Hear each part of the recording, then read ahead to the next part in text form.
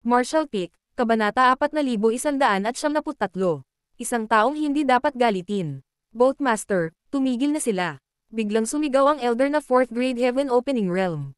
Ang iba ay tumangala at nakita na ang Pinwheel Secret Treasure ay huminto sa gilid ng Kikiaw Land. Parang may kaugnayan sila sa Kikiaw Land. Sa tingin ba nila ay magiging maayos sila sa proteksyon ng Kikiaw Land? Ngumuso si Shang Guanlong. Sinabi nitong Yuquan sa mahinang boses. Mas mahalaga ang kaligtasan ni Yuir. Kung tutusin, ang aking flying flower boat ang unang nasa mali. Huwag ka nang gumawa pa ng gulo. Alam ko, galit na sagot ni Shang Guanlong. Habang nag-uusap ang lahat, ang artifact ng wind chariot sa kanilang harapan ay biglang nawala, ipinakita si Yang Kai at ang iba pa, na tahimik na nakatingin.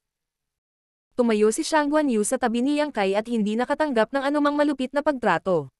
Bukod dito, pagkatapos ng panahong ito ng paggaling, namumula ang kanyang mukha. Nakahinga ng maluwag si Tong Yuquan. Bumaba tayo at tingnan natin. Itinaas ni Shang Guanlong ang kanyang manggas at lumabas. Ang mga flying flower boat expert ay sumunod na malapit sa likuran.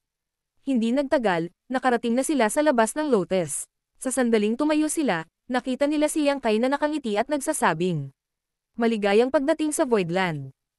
Ang grupo ng Heaven Opening Realm sa Flying Flower Boat ay hindi maiwasang magtinginan sa isa't isa.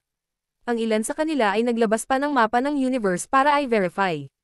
Kumunat ang noo ni Shang Guanlong at sinabing, "Ang Voidland. Hindi ba ito ang Kikiaw Land? Paano ito ang Voidland?" Ngumiti si Yang Kai at sinabing, "Tama si Madam Long. Ito talaga ang Kikiaw Land noon, ngunit pinalitan ko na ito ng Voidland ngayon."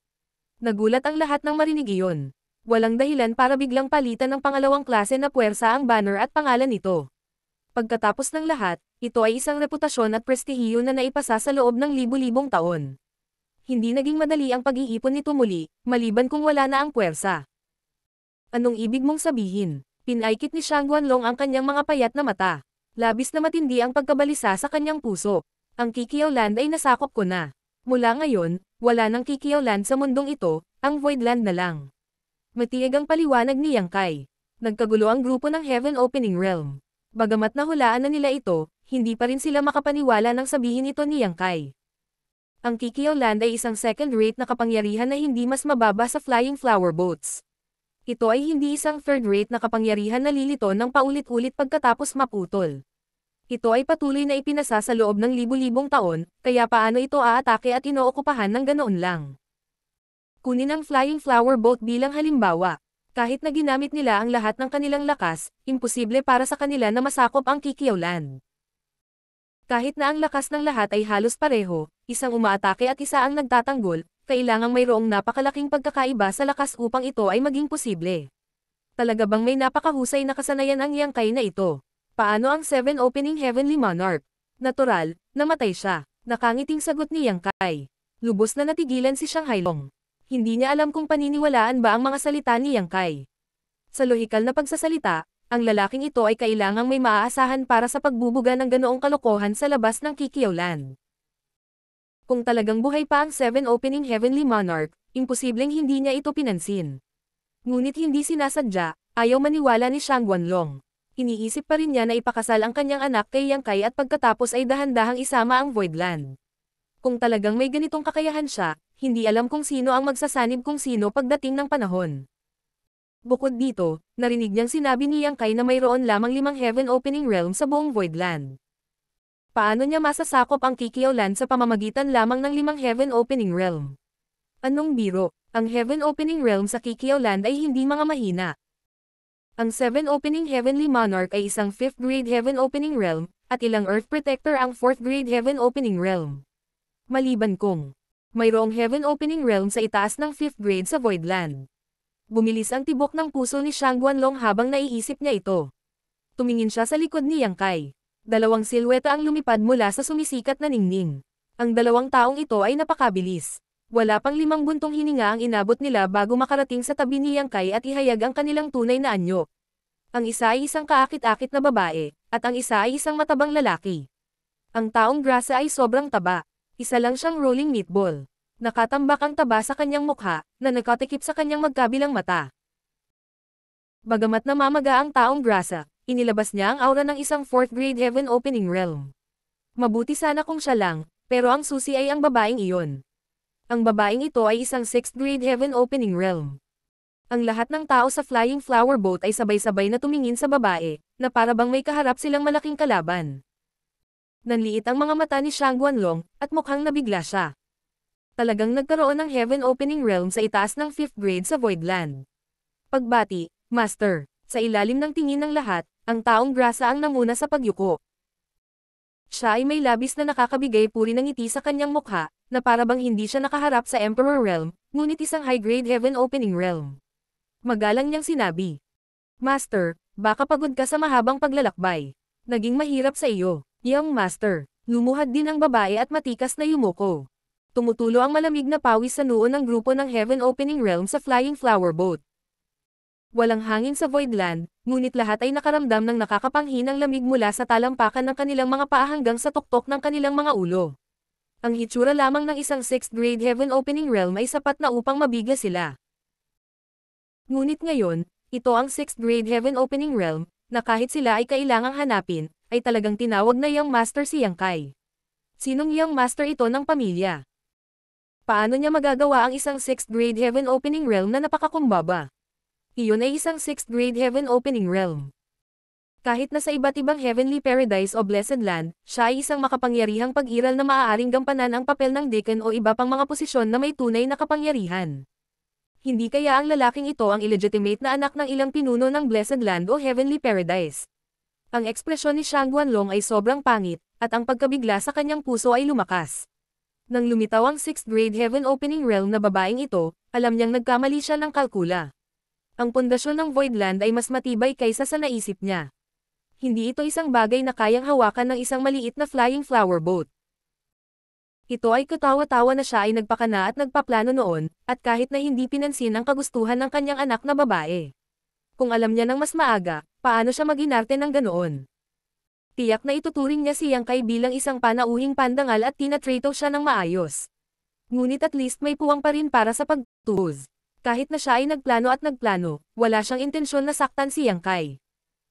Kung tutusin, ginamit lang niya ang kanyang kagandahan para akitin siya, ngunit sa huli, dinawit niya ang kanyang anak at naging dahilan ng pagkakasaksak nito.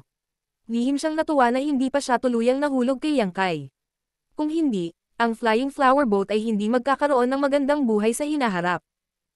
Itong 6th grade heaven opening realm lamang ay hindi isang taong kayang harapin ng Flying Flower Boat. Iyon ay Chen Tianfei. Isang boses ang biglang nagmula sa likuran.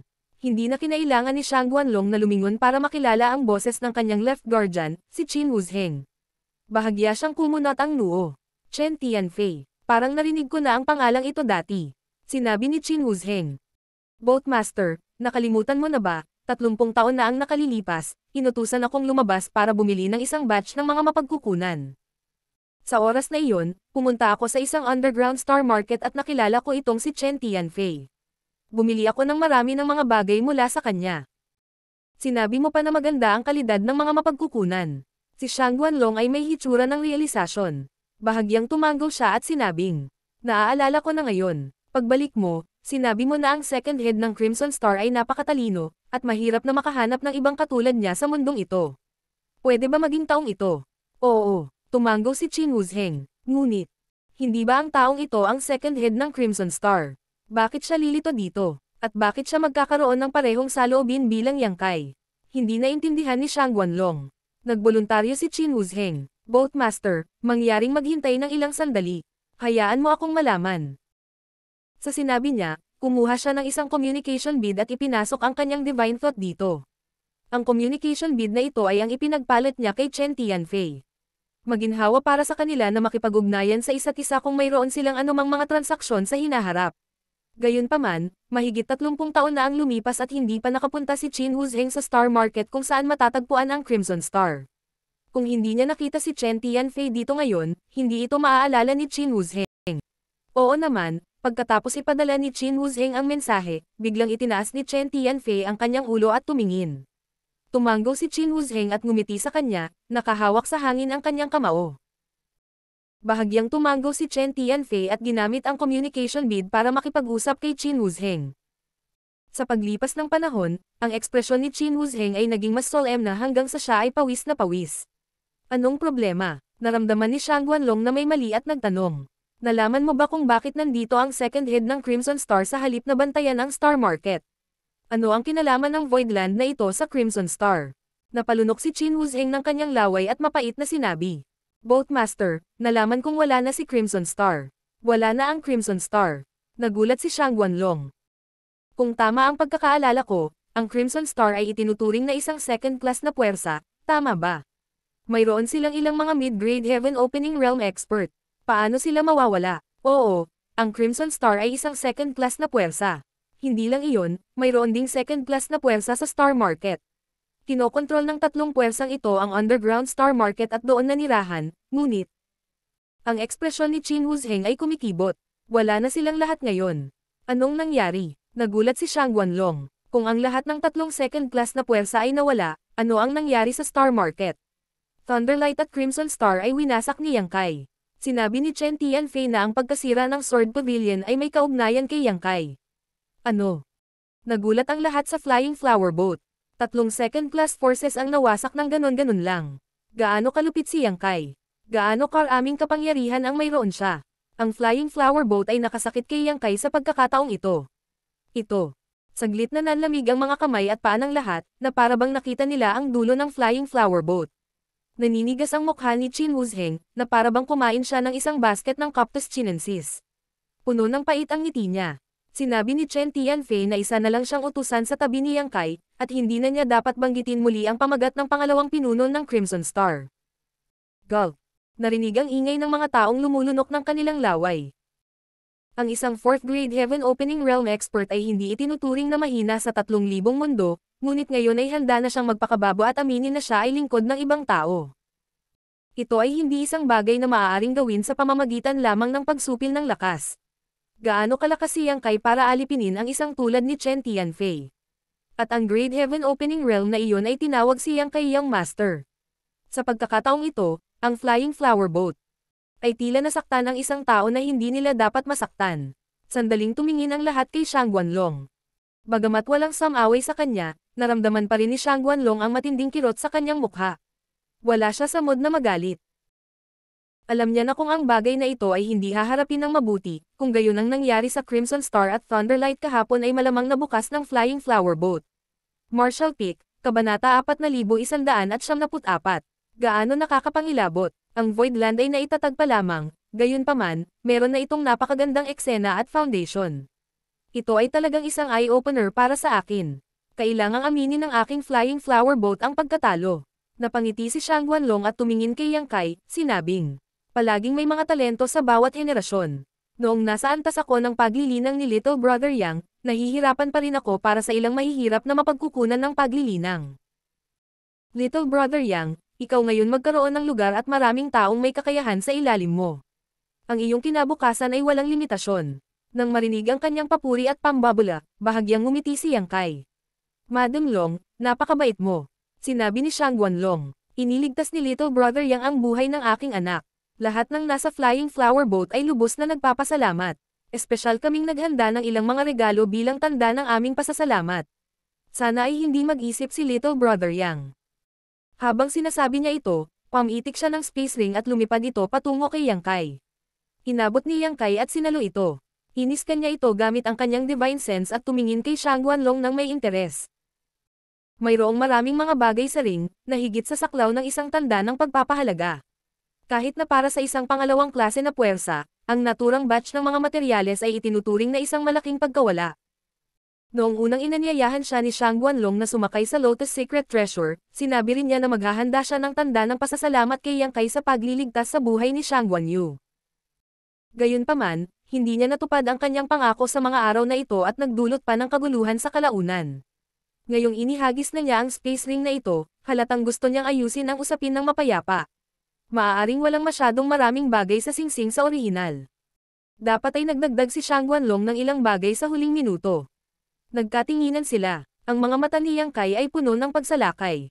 Bahagyang kinakabahan ang ekspresyon ni Shang Guanlong, ngunit may bakas ng determinasyon sa kaibuturan ng kanyang mga mata.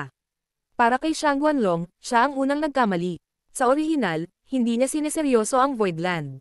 Gayunpaman, nang ipakita ni Yang Kai ang matibay na pundasyon ng Voidland, Alam niya na ang lahat ng kanyang mga nakaraang plano ay pawang pag-iisip lamang.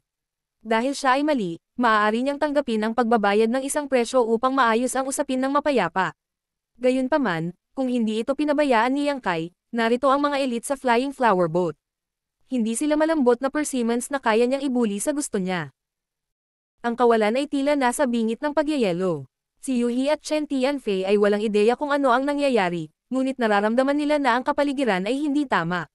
Sabay silang tumingin kay Shang Guanlong at ikinulong ang kanilang mga tingin sa kanya. Kapag gumawa si Shang Guanlong ng anumang kakaibang galaw, tiyak na aatakehin siya ng dalawa. Biglang ngumiti si Yang Kai. Masyadong magalang si Madam Long. Ang pagpatay sa mga demon ay tungkulin natin. Ang pagliligtas kay Junior Sister Yu ay nagkataon lang. Nakahinga ng maluwag si Shang Guanlong at nakangiting sinabi. Kahit ano paman, may utang na loob sa iyo ang Flying Flower Boat ko. Kung may kailangan ka para sa iyong Voidland sa hinaharap, huwag mag-atubiling magtanong. Kung kaya ng Flying Flower Boat ko, hindi ako tatanggi. Dahil sinabi ni Madam Long, kaya hindi ako magiging magalang. Mayroon akong isang bagay na gusto ko kay Madam Long. Siguro kung si Madam Long ay payag na makipaghiwalay dito. Bumilis ang tibok ng puso ni Shang Guanlong. Lihim niyang pinagalitan ang brat na ito dahil sa pagiging walang kabusugan.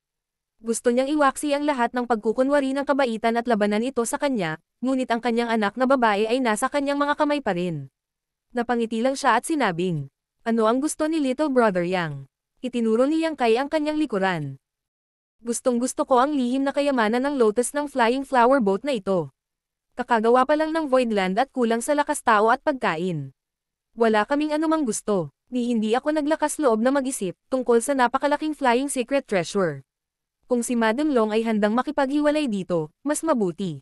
Kung hindi, ayos lang. Magpanggap ka na lang na wala akong sinabi. Ang left guardian Qin Wuzheng ay agad na pinandilatan siya ng mata. Brat, ang lakas ng loob mong humingi ng napakaraming bagay. Alam mo ba kung magkano ang halaga para gawin itong Falling Lotus Flower? Ang iba pang Heaven Opening Realm Cultivator sa Flying Flower Boat ay tumitig din kay Yang Kai. Ang isang secret treasure tulad ng Falling Lotus Flower ay hindi isang simpleng flying secret treasure, ngunit isang versatile na secret treasure na pinagsama ang pag-atake at depensa. Ito ay madalas na pagpapakita ng pundasyon ng isang puwersa at hindi lahat ng puwersa ay maaaring alisin ito. Ang pagpino nito ay nangangailangan ng hindi maisip na dami ng mga mapagkukunan. Sa buong Flying Flower Boat, iisa lang ang Falling Lotus Flower, at talagang nakatutok dito si Yang Kai. Paanong hindi magagalit ang lahat? Gayunpaman, nang matapos magsalita si Qin Wuzheng, bigla siyang nakaramdam ng malakas na hangin na paparating sa kanya. Dali-dali niyang pinaandar ang kanyang world force at hinarang ito ng kanyang palad. Sa isang boom, umindayog ang katawan ni Qin Wuzheng at umagos ang dugo mula sa sulok ng kanyang bibig. Ang kanyang mga braso ay bumagsak habang nakataas ang kanyang mga mata at tumingin kay Yuhi nang may takot at takot. Ang pag-atake na iyon ngayon ay mula kay Yuhi. Kung maglakas loob kang magsalita muli ng bastos sa iyong master, papatayin kita. Ang magagandang mga mata ni Yuhi ay puno ng layuning pumatay habang malamig siyang tumingin kay Qin Wuzheng. Palitan ng berde at pula ang mukha ng huli, ngunit wala siyang lakas ng loob na magsalita. Isa lamang siyang 4th grade Heaven Opening Realm Cultivator, 2 grado na mas mababa kaysa kay Yuhi, na isang 6th grade Heaven Opening Realm Cultivator. Sa isang atake lang, ramdam na niya kung gaano kritikot ang babaeng ito. Hindi lang siya, walang nakalaban sa Flying Flower Boat. Tamad na sinabi ni Yang Kai. Kung ayaw ni Madam Long na makipaghiwalay dito, kalimutan mo na ito. Casual lang akong nagsasalita, malungkot ang mukha ni Shang Guanlong. Naikuyom niya ang kanyang mga kamao at tumaas-baba ang kanyang dibdib. Halatang napaka-unstable ng kanyang pag-iisip. Pagkaraan ng ilang sandali, naglalit siya ng ngipin at tumawa. Dahil gusto ni Little Brother Yang ang Falling Lotus Flower, ibibigay ko ito sa iyo. Nagtaas ng kilay si Yang Kai.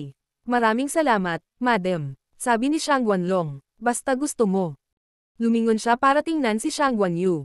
Yuir, halika rito. Nilinga ni Shang Guanyu ang kanyang ulo at sinulyapan si Yang Kai.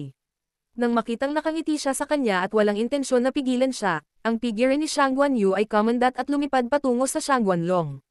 Sa isang iglap, tumabi siya sa kanyang ina at bumuga ng isang subo ng maputik na hangin. Magiliw na sinabi ni Yang Kai. Lahat ay nanggaling sa malayo at tiyak na pagod sa paglalakbay. Bakit hindi ka pumasok at makipag-chat? Hayaan mo akong gawin ang aking bahagi bilang isang host. Hindi na kailangan. Tumanggi si Shang Guanlong nang walang pag-aalinlangan. Natatakot siya na baka magalit siya hanggang sa mamatay kung mananatili siya rito. Desididong sabi niya, 2 taon na ang nakalipas mula nang umalis kami sa Flying Flower Boat. Oras na para bumalik kami. Kung may pagkakataon sa hinaharap, tiyak na bibisita kami muli. Kaya ganyan yan. Nagpakita ng panghihinayang si Yang Kai. Kung gayon, hindi na kita itatago pa. Gusto ko ring magpasalamat sa iyong walang sawang pagsisikap sa pag-escort sa akin. Magkikita tayong muli balang araw. Tiningnan siya ni Shang Guanlong ng malalim. Pagkatapos, hinawakan niya ang kamay ng kanyang anak at hinimok ang kanyang kapangyarihan na lumipad patungo sa kailaliman ng kawalan. Daan-daang tao sa Flying Flower Boat ang sunod-sunod na lumipad palabas ng Falling Lotus Flower. Sumunod ng malapit sa likuran, may mga taong nag-aatubili na tumingin sa Falling Lotus Flower bago umalis. Matapos lumipad ng malayuan, biglang bumukal ang katawan ni Shang Guanlong ng nakakatakot na alon ng hangin. Hindi na niya napigilan ang galit at nailabas na lamang niya ito. Kung hindi, siguradong masusugatan siya kapag umatake sa puso niya ang galit. Masyado ka nang lumayo, napatakip ng ngipin si Shang Guanlong. Ang pangyayaring ito ay isang malaking kahihiyan. Ang Flying Flower Boat ay nakatayo sa 3,000 mundo sa loob ng libu-libong taon at hindi kailanman nakaranas ng ganoong kalaking pagkatalo. At lahat ng ito ay ipinagkaloob ng Emperor Realm. Dahil dito ay talagang nanlumo siya. Boatmaster, binigay mo ba sa kanya ang Falling Lotus Flower? Mukhang galit si Qin Wuzheng. Medyo nagdusa siya sa ilalim ng mga kamay ni Yuhi. Gayunpaman, hindi siya kasing lakas nito at hindi naglakas loob na lumaban. Tiyak na magdaramdam siya ng sama ng loob kay Yuhi. Ano pa bang magagawa ko? Kinagat ni Shang Guanlong ang kanyang mga ngipin at sinabing. Dahil sinabi niya na gusto niya ang Falling Lotus Flower, kapag tumanggi ako, magkakaroon ng away. Sino ang makakapidyo sa 6th Grade Heaven Opening Realm? At saka, nasa kamay pa rin niya si Yuer. Sa pag-iisip sa kapangyarihan ng babae na 6th Grade Heaven Opening Realm, nag-alala ang lahat. Kumunat ang noo nitong Yuquan at sinabing, ayos lang kung iyon ay nawala. Basta't ligtas ka, ayos lang. At sa pagkakataong ito, nagkamali ang aking Flying Flower Boar. Kunin mo na lang nakawalan para maiwasan ang sakuna. Anong mali ang ginawa ko? Ito ay kanyang karangalan na nagustuhan ko siya, pero hindi niya alam kung ano ang makakabuti para sa kanya. Voidland. Maghintay ka lang. Maaga o huli, babawi ako sa lahat. Saglit na lumingon si Tong Yuquan sa kanya. Nang makita ang mukha nitong binaluktot ng puot, hindi niya maiwasang mapabuntong hininga. Sa labas ng Voidland, si Yuhi ay tumingin sa Voidmaster na may kahina-hinala at nagtanong. Young Master, ano ang problema sa grupong ito ng mga tao? Bagamat masasabi niyang hindi maganda ang pakikitungo ni Yang Kai sa mga tao sa Flying Flower Boat, hindi niya alam ang sanhi at epekto. Pagkatapos lamang matanggap ang mensahe ni Yang Kai na siya at si Chen Tianfei ay nagmamadaling lumipad palabas upang batiin siya. Mahabang kwento. Dahan-daang umiling si Yang Kai. Ayaw niyang magpaliwanag masyado. Pagkatapos ng lahat, ang bagay na ito ay may kinalaman sa reputasyon ni Shang Guanyu. Tumingin siya kay Yuhi at nagtanong. Kailan ka lumabas sa pag-iisa? May panganib ba sa pagsulong? Nang makitang nag-aalala siya sa kanya, mas matamis ang pakiramdam ni Yuhi kaysa kumain siya ng pulot. Ngumiti siya at sinabi, lumabas ako sa pag-iisa mahigit 1 buwan na ang nakalipas, ngunit ang aking paglilinang ay hindi pa ganap na nagpapatatag. Kailangan ko pa ng ilang oras upang makaipon at manirahan. Ang aking pagsulong ay maayos at walang mga panganib. Young Master, hindi mo kailangang mag-alala. Imposibleng umabant mula sa 5th grade hanggang sa 6th grade ng walang daan-daang taon ng akumulasyon. Gayunpaman, ang isang mid-grade na World Fruit ay nagbigay daan kay Yuhi na umabant ng 1 ranggo sa loob lamang ng ilang buwan. Hindi lang iyon, sa orihinal ay mayroon lamang siyang pag-asa na umabant sa 7th grade. Gayunpaman, dahil sa World Fruit, maaari pa siyang umabant sa 8 ranggo sa hinaharap. Ang World Fruit ay hindi lamang tumaas ang kasalukuyang ranggo ng Cultivator, ngunit mayroon ding puwang para sa paglago sa hinaharap. Sa kabilang panig, tinitigan ni Chen Tianfei sina Lu Zhou at Guo Ziyan na may tulalang ekspresyon. Nanlaki ang mata niya sa taba at naging itlog. Napaka-traidor ng sitwasyon kanina kaya hindi niya ito masyadong pinansin. Nang makaalis ang mga tao sa Flying Flower Boat, may natuklasan siya na ikinagulat niya. Si Lu Zhou ay umabant sa 6th Grade Heaven Opening Realm. Maging si Guo Ziyan ay umabant sa 3rd Grade Heaven Opening Realm.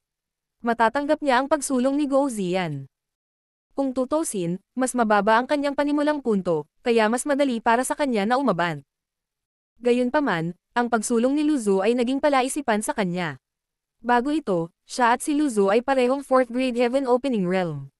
Ang kanilang cultivation base ay pare-pareho, at wala sa kanila ang mas mababa sa isa. Ngayon, tumalon si Lu Zu sa itaas niya sa isang igla. Talagang hindi ito tinanggap ni Chen Tianfei. Higit pa rito, naabot na ni Lu Zu ang pagbubukas ng langit pagkaraan ng ilang dekada kaysa sa kanya. Sa madaling salita, siya dapat ang unang umasenso. Hindi ito dapat kay Lu Zu. Bukod dito, hindi makatwira na pareho silang uusad pagkatapos maglakbay kasama ang master. Ito. Anong uri ng hindi mailarawang pagkakataon ang naranasan nila? Sa ilang sandali, si Chen Tianfei ay parehong naiinggit at nagseselos. Pinunasan niya ang mataba niyang mga kamay at naglakad papunta sa gilid ni Yang Kai. Ngumiti siya ng nakakaloko at sinabing, Master, sa susunod na lalabas ka, isama mo ako. Martial Peak, Kabanata 4175. Ang mga pagbabago sa Voidland. Sa Voidland, ipinikit ni Yang Kai ang kanyang mga mata at naramdamang mabuti. Bagamat hindi pa siya nakakalayo sa loob ng mahabang panahon, halos isang taon lamang, ang Voidland ay sumailalim sa mga pagbabago sa lupa. Mula sa labas, walang makikitang anumang pahiwatig, ngunit kung titingnang mabuti, makikita nila ang mga nakatagong hadlang ng Voidland. Sa ilalim ng kontrol ng Great Master Wu Liang, ang Nine Heavens Array ay nagiging mas kumpleto, at ito ay unti-unting nagpapakita ng kanyang kapangyarihan. Kinain ng buong array ang walang katapusang mapagkukunan ni Yang Kai. Halos 70 hanggang 80% ng iba't ibang likas na kayamanan na kanyang dinala mula sa Great Cosmological Realm ay namuhunan sa hanay na ito. Maaaring isipin ng isa kung gaano kakilakilabot ang kapangyarihan ng array na ito kapag ito ay pinakawalan. Ang ganoong kalaking hanay ay maaaring hindi kayang sugpuin ang swerte ng mga Heavenly Paradise o Blessed Land na iyon, ngunit ito ay tiyak na isang bagay na hindi pa natatagpuan ng pangalawang uri ng puwersa. Bagamat ang mga pangalawang uri na puwersang iyon ay naipasa sa loob ng 10,000 taon o mas matagal pa, marami silang mga disipulo at nangangailangan ng maraming mapagkukunan upang linangin. Paano nila matitipid ang enerhiya upang mag-set up ng ganoong kalaking hanay? Kung hindi dahil dito, ang Nine Heavens Array ay hindi mahuhulog sa mga kamay ni Yang Kai. Ang Great Master Wu Liang ay nag-set up ng mga array para sa maraming puwersa at ipinang-aral din ang iba't ibang kababalaghan ng hanay na ito sa harap ng mga pinuno ng maraming puwersa. Hindi ba nakikita ng mga pinunong iyon ang kapangyarihan ng Nine Heavens Array? Sa kabaligtaran, matagal na nilang nakita ito, ngunit wala silang lakas ng loob na itayo ito. Ito ay dahil marami sa kanilang mga alagad ang umiiyak ng malungkot para sa pagkain. Kapag ang karamihan sa kanilang mga mapagkukunan ay ibinuhos sa hanay, ano ang mangyayari sa mga mapagkukunan ng pagtatanim ng kanilang mga alagad? Sa makatuwid, kahit na ang Great Master Wu Liang ay nagsulong at nang hikayat sa maraming paraan, walang lugar kung saan niya matutupad ang kanyang mga ambisyon hanggang ngayon. Ang isang nourish lamang na tulad ni Yang Kai, na biglang nakakuha ng malaking halaga ng mga mapagkukunan at hindi may paliwanag na nakuha ang spiritual state, ang maaaring magpalayas kay Great Master Wu Liang. Ang Voidland ay tiyak na lumikha ng isang pamarisan. Ang Nine Heavens Array ay malayong lampas sa antas ng isang pangalawang klase na puwersa, at hindi ito mababa sa mga protection na array ng mga Heavenly Paradise o Blessed Land na iyon.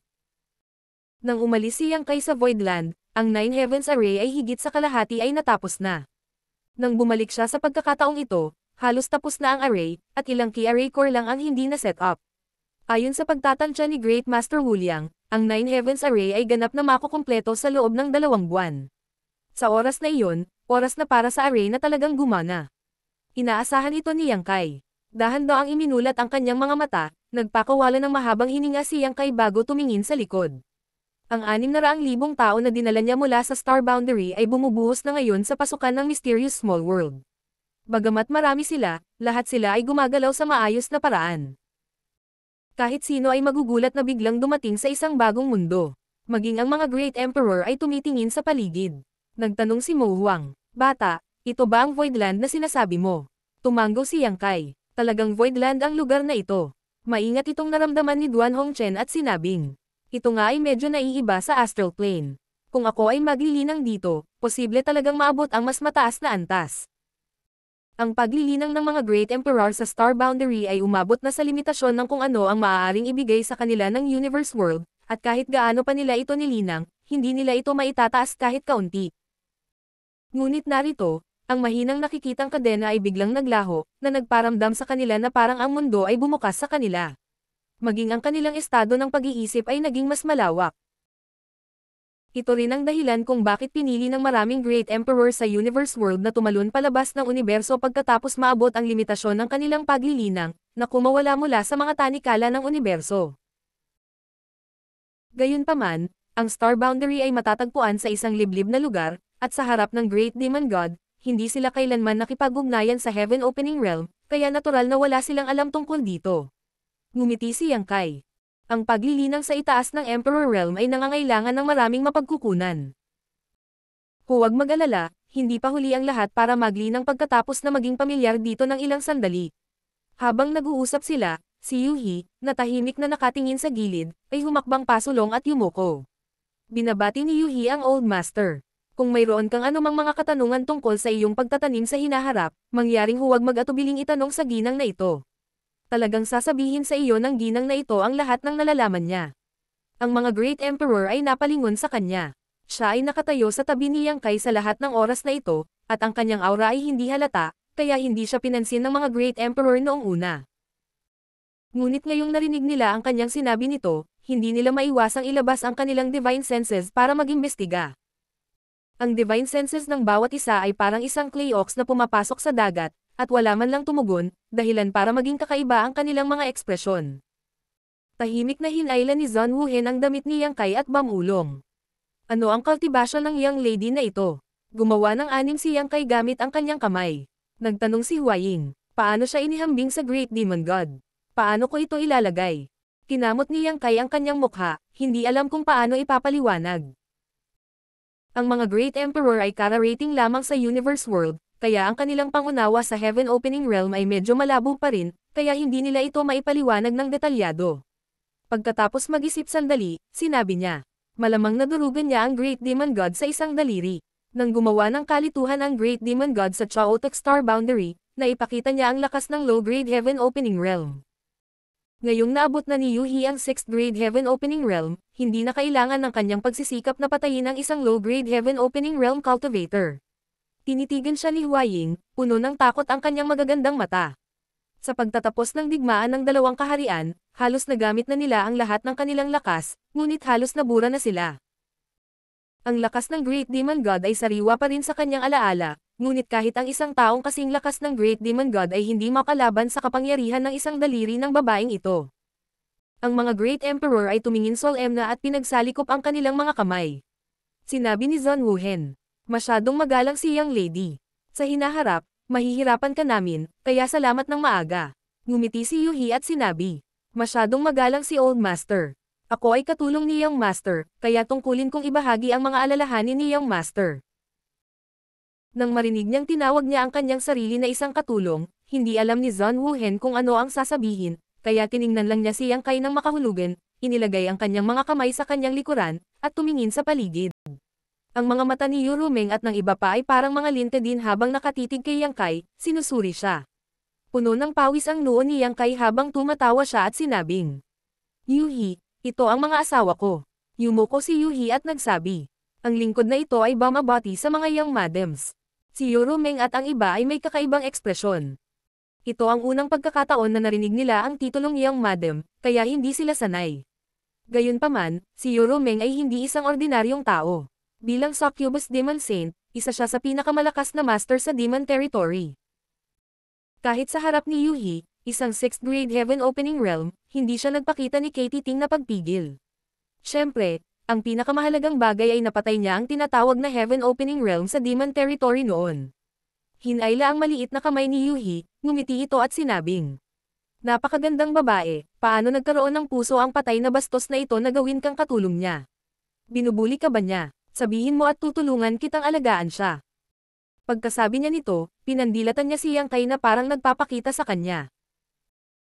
Ang mga mata ni Yang Kai ay nakatuon sa kanyang ilong, ang kanyang ilong ay nakatuon sa kanyang puso, ang malamig na pawis ay tumutulo sa kanyang gulugad.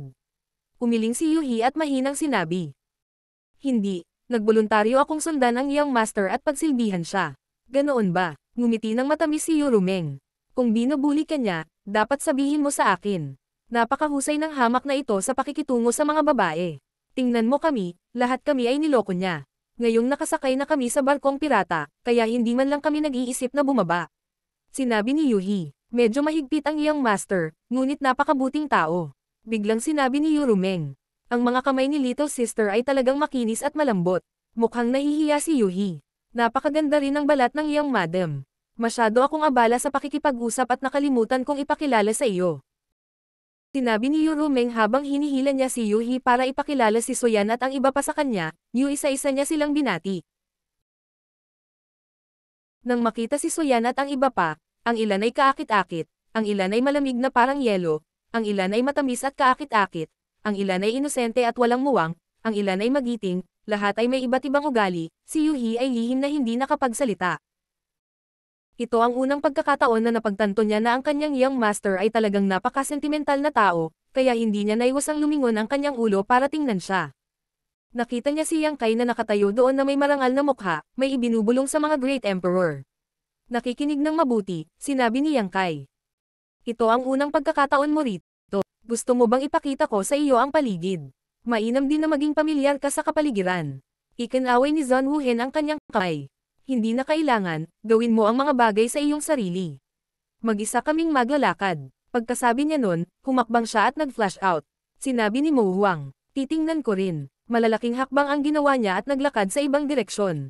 Nilinggan ni Yang Kai ang kanyang ulo upang tingnan si Duan Hongchen. Hinabol ng Secular World Great Emperor si Zhang Wuhen at sumigaw.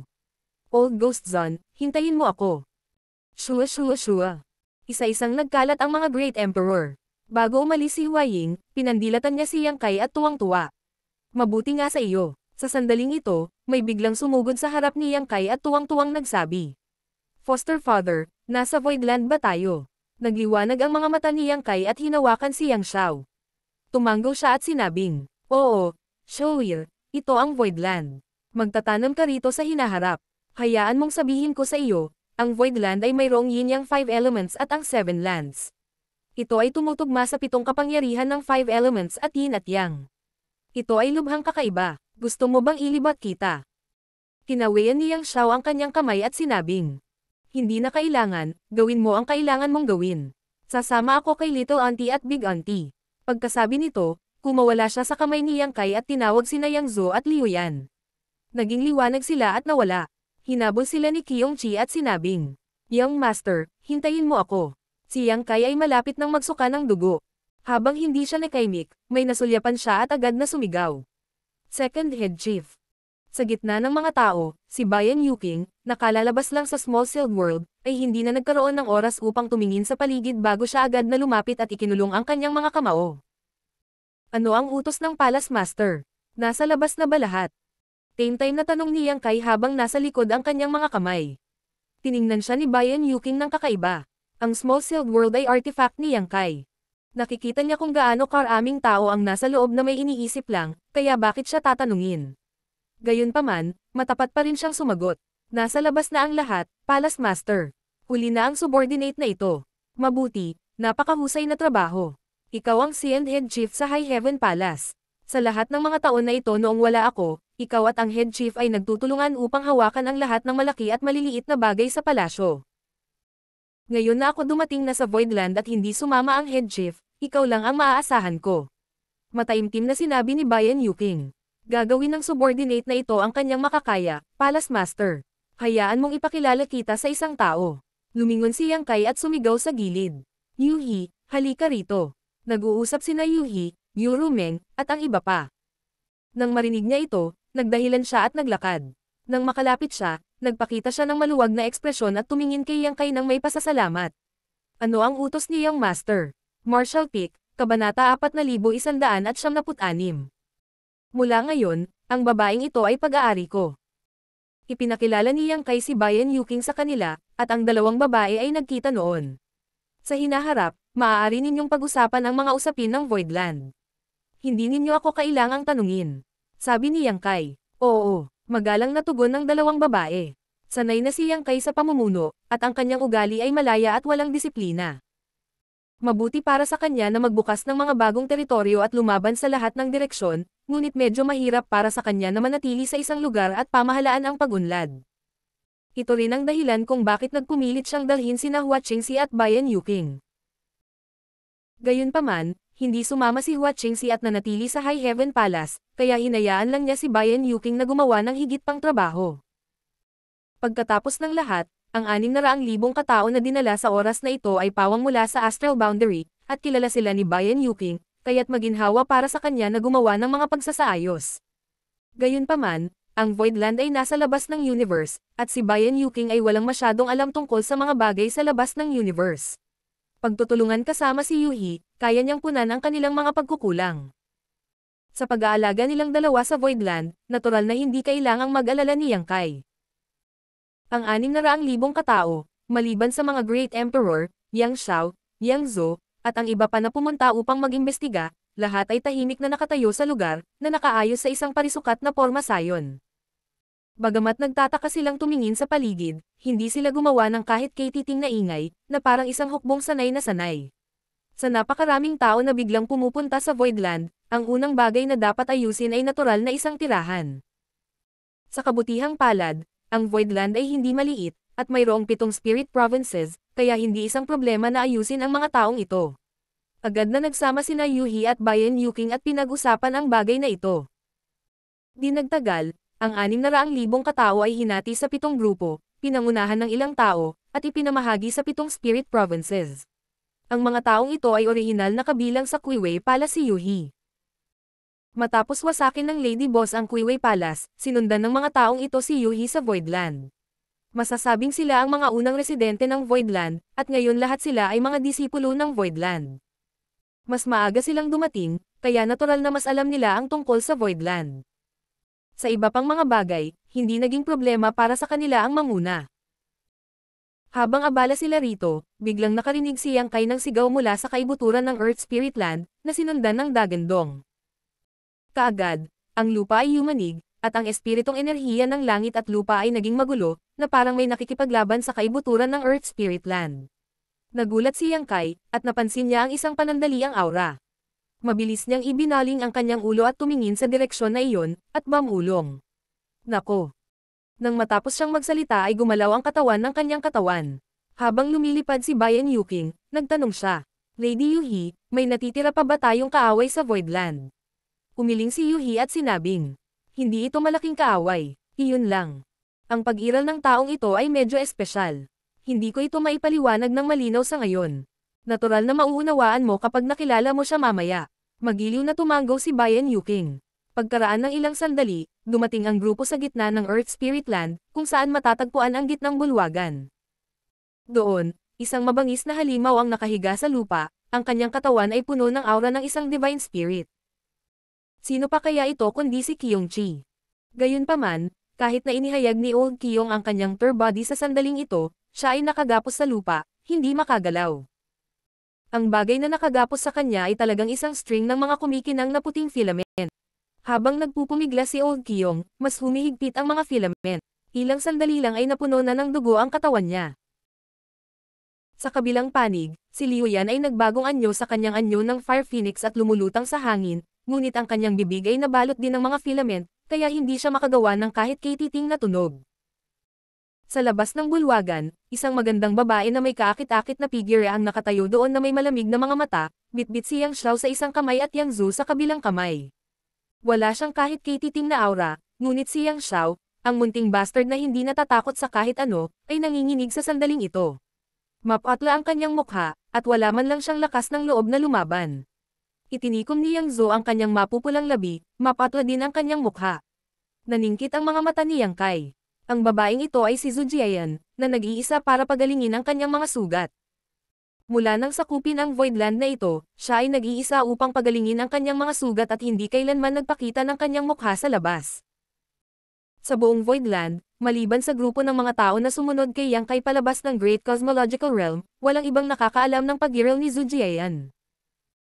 Sa pagkalkula ng oras, halos 1 taon na ang nakalipas mula nang lumabas sila sa Great Cosmological Realm. Kahit na hindi pa ganap na gumaling ang mga sugat ni Zhu Jiayan, dapat ay gumaling na siya ng husto. Hindi niya alam kung paano siya na-provoke ni Yang Xiao at ng iba pa, ngunit talagang ganito ang pakikitungo niya sa kanila. Naramdaman ni Yang Kai ang pananakit ng ulo. Sarap, sarap, sarap. Lumipad ang mga numero, sila ang mga Great Emperor na nakadama ng kaguluhan dito at sumugod upang mag-imbestiga. Nang makita nila sina Qiyongqi, Liu Yan, Yang Xiao, at Yang Zhu sa ganoong kalagayan, nagulat silang lahat. Kailangang malaman ng isa na ang lakas ng pakikipaglaban ng apat na ito ay hindi dapat maliitin, lalo na si Qiyongqi. Bilang bundok ng Great Emperor ng Floang Time Great Emperor, nabuhay siya ng 10,000 taon, at ang kanyang lakas ay hindi mas mababa sa Great Emperor.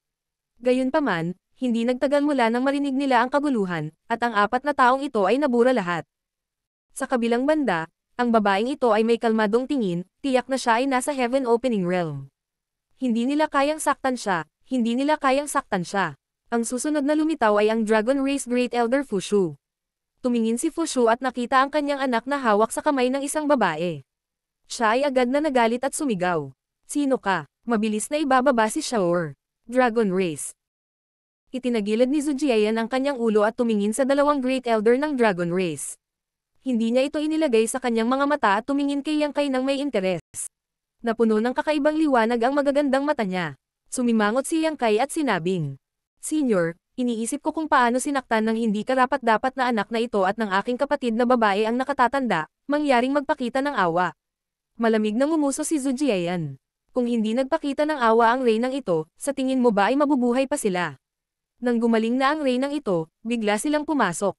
Kung noon pa man, napatay na sana sila. Hindi nakahimik si Yang Kai at mariing tumitig kay Yang Xiao. Alam niya na ang mabahong brat na ito ay hindi alam ang kalawakan ng langit at lupa at hindi sinasadyang nasaktan si Zhu Jiayan. Salamat Senior, pero bago lang sila dito at hindi alam ang pangalan ni Senior. Disiplinahin ko sila ng maayos mamaya. Kumislap ang mga mata ni Zhu Jiayan at inihagis niya sina Yang Xiao at Yang Zhu sa lupa. Nakahinga ng maluwag si Yang Kai. Bagamat si Zhu Jiayan ay nanumpa sa kanyang sariling pinanggalingan na maging kanyang Dao Protector at hindi gagawa ng anumang bagay na makakasama sa kanya, ito ay nakadirekta lamang sa kanya at walang kinalaman sa mga taong nakapaligid sa kanya. Kung hindi bibitawan ni Zhu Jiayan ang bagay na ito, sasakit ang ulo ni Yang Kai sandali. Sa isang whoosh, lumabo ang kanyang paningin at biglang napagtanto ni Yang Kai na dumating na si Zhu Jiayan sa kanyang harapan at halos hawakan ang kanyang mukha. Hindi niya maiwasang mabiga at mabilis na napaatras ng 2 hakbang. Kumunat ang noo niya at sinabing, Senior, anong maitutulong ko sa'yo? Lumapit ka. Itinulak siya ni Zhu Jiayan sa gilid at nasa sabik na tumingin sa taong nasa likod ni Yang Kai. Nang magtama ang kanilang apat na mata, tinitigan ni Shan Qingluo ang babaeng nasa harapan niya na may kakaibang ekspresyon. Hindi niya alam kung bakit, ngunit sa kanyang puso, nakaramdam siya ng hindi maipaliwanag na pagkakilala, na parabang ang babaeng nasa harapan niya ay isang matagal nang nawawalang kamag-anak. Ano ang iyong pangalan? Nakangiting tanong ni Zhu Jiayan. Shan Qingluo. Tumanggaw si Zhu Jiayan at itinaas ang kanyang kamay para hawakan ang kamay ni Shan Qingluo. Sa ilalim ng tingin ng lahat, ipinasok niya ang isang daliri nito sa bibig niya at bahagya itong kinagat. Sumimangot si Shan Qingluo at malinaw na naramdaman na nakagat ang kamay niya. Sinipsip ni Zhu Jiayan ang isang patak ng dugo at tinikman ito. Iniluwa niya ito at sinabing may masamang tingin. Bakit napakanipis ng ugat ng dugo? Senior, ikaw. Tila may naintindihan si Shan Qingluo habang kumikinang ang kanyang magagandang mata. Nabigla siya at natuwa sa parehong oras. Hinawakan ni Zhu Jiayan ang kanyang kamay nang walang anumang paliwanag at naglakad patungo sa pangunahing bulwagan sa likuran niya. Sumunod ka sa akin. Si Shan Qingluo ay sumunod at tumingin kay Yang Kai nang may pag-asa at pagkabalisa. Ibinuka ni Yang Kai ang kanyang bibig at hindi alam kung ano ang sasabihin. Biglang huminto si Zhu Jiayan at lumingon sa kanya. Ang batang babae na ito ay pag-aari ko sa hinaharap, wala kang anumang pagtutol di ba? Hindi ako mangangahas, nagmamadaling sabi ni Yang Kai. At least alam mo ang lugar mo. Malamig na bamantong hininga si Zhu Jiayan at nagpatuloy pasulong. Nagmamadaling binigyan ni Yang Kai si Shan Qingluo ng isang tingin na nagsasabing huwag siyang mag-alala. Sa isang putok, ang pinto ng pangunahing bulwagan ay sumara at nakaharang sa linya ng paningin ng lahat. Napatingin ang lahat kay Yang Kai. Sumimangot si Zhang Wuhen at nagtanong. Sino ang babaeng ito? Medyo nag-alala din si Suyan. Asawa, si Qingluo ay kinuha niya, okay lang ba? Bahagyang ngumiti si Yang Kai. Okay lang, ito ay isang magandang bagay para kay Qingluo. Ang orihinal na anyo ni Zhu Jiayan ay isang Heavenly Moon Demon Spider, at matagal nang nalaman ni Yang Kai ang tungkol sa Heavenly Moon Demon Spider mula kay Shan Qingluo. Walang ibang dahilan, si Shan Qingluo ay mayroon ding pinagmulang kapangyarihan ng Heavenly Moon Demon Spider. Ngayon lang, hindi pinansin ni Zhu Jiayan ang lahat at interesado lang siya kay Shan Qingluo, na nagpapahiwatig na napansin din niya ang bloodline ni Shan Qingluo. Ngayon na kinuha niya si Shan Qingluo at personal na nagturo sa kanya, ang paglilinang sa hinaharap ni Shan Qingluo ay malamang na magkaroon ng kakaibang kalamangan kumpara sa sinuman. Nakipagtulungan siyang kay Zhu Jiayan sa Great Cosmological Realm. Una, napilitan siyang gawin ito, at pangalawa, gusto niyang bigyang daan ang Shan Qingluo. Kung hindi, kung talagang gusto niyang makipagtulungan kay Jinwoo, magkakaroon siya ng pagkakataon. Talagang bihira ang makatagpo ng isang taong may parehong pinagmulan. Bagamat malaki ang 3,000 world, malamang nawala masyadong Heavenly Moon Demon Spiders. Kung namiss niya si Zhu Jiayan, kailangan niyang maghintay na alam ng Diyos kung gaano katagal makakahanap ng isa pang Heavenly Moon Demon Spider. Matapos ipaalam sa lahat ang pagkakakilanlan ni Zhu Jiayan, nakaramdam ng matagal na takot sina Yang Xiao at Yang Zhou. Hindi nila naisip na hindi nila sinasadyang pukawin ang isang nakakatakot na pag-iral. Si Fu Shan ay mayroon ding matagal na takot sa kanyang puso. Kung talagang gustong patayin ng ganoong eksperto si Yang Xiao, sa napakaraming tao na naroroon, malamang na walang makakapidyo sa kanya. Gayunpaman, bukod sa nananalaytay na takot, medyo nasasabik din sila. Ito ay dahil nakita nila ang nakakatakot na paglaki ng Heavenly Moon Demon Spider. Sila ang Dragon Race, at sa lahat ng Heavenly Moon Demon Spider, ang Dragon Race ang palaging magiging pinakamalakas. Kung ang Heavenly Moon Demon Spider ay magkakaroon ng ganoong nakakatakot na lakas, ano ang mangyayari kapag ang Dragon Race ay ganap na nagmature? Kaya lang hindi nila alam kung paano ipagpatuloy ang pag-improve ng kanilang bloodline power noon. Sa loob ng hindi mabilang na mga taon, hindi bumuti ang kanilang lakas, ngunit ngayong nasa labas na sila ng sansinukob na ito, marahil ay maaaring mapabuti ang sitwasyon. Maging ang Dragon Race, o Kyong-chi at Liu Yan, tila nakakita sila ng kislap ng pag-asa sa kadiliman. Hanggat patuloy nilang sinusundan ang kislap na ito ng liwanag, darating ang araw na maaalis nila ang kadiliman sa kanilang paligid at makita ang tunay na liwanag.